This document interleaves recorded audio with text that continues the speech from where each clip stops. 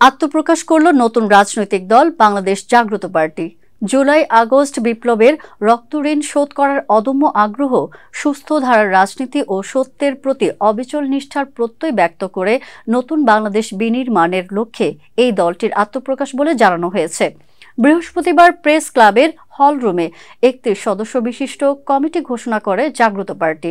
অনুষ্ঠানে প্রকৌশলী ইকরামুল খানের সভাপতিত্বে ও অনামিকা আক্তারের সঞ্চালনায় উপস্থিত ছিলেন সংগঠনের সমন্বয়কারী আবুল কালাম আজাদ, জাতীয় মানবাধিকার সোসাইটির চেয়ারম্যান অধ্যাপক ডক্টর নজরুল ইসলাম তামিজি, গণ অধিকার পরিষদের সদস্য সচিব ফারুক হাসান, গণ আজাদী লীগের চেয়ারম্যান আতাউর রহমান খান সহ আরো অনেকে। বক্তারা বলেন, সাধারণ মানুষের চাওয়া পাওয়া, অনুভূতি ও অধিকার আদায়ের সংগ্রাম অর্থাৎ গণচেতনার ফসলই হচ্ছে বাংলাদেশ জাগ্রত পার্টি।